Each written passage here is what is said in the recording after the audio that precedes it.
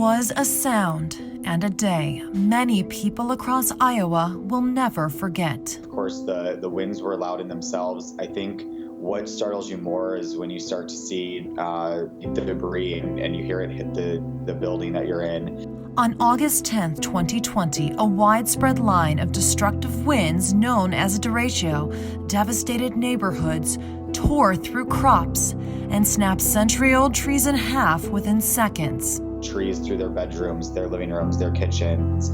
People lost not only their house, but their vehicles. The cleanup is, it's amazing how long it's taking. I mean, of course, there's a lot, but it still looks like a war zone today. For those in its direct path, it was a worst nightmare scenario, as some of the most powerful winds gusted up to 130 miles per hour.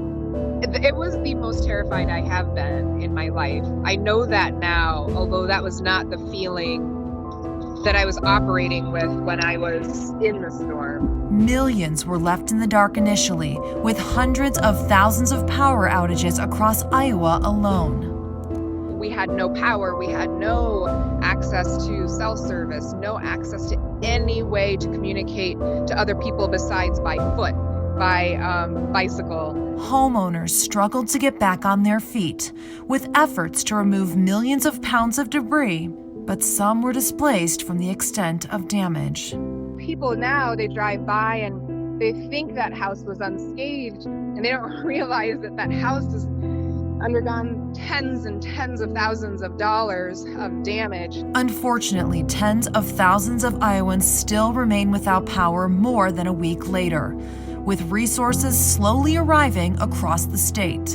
And we've been going around and offering things to people who still don't have power.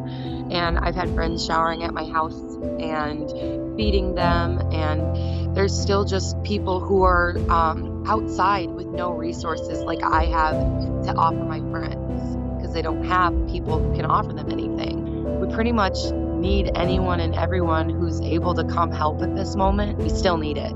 The Hawkeye State suffered substantial impacts to grain storage and crops as well, with millions of acres of corn and soybeans damaged or destroyed, setting back farmers for this season and for some years to come.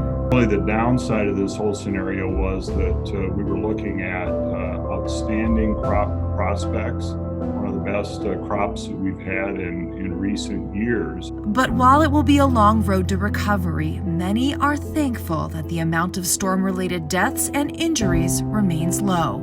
There's been a lot of resiliency, I think, within many of these communities. They've all rolled up their sleeves and worked together, and there's been a real sense of camaraderie. It's been amazing, and even when you're not expecting it and you pay it forward, it's been bounding right back.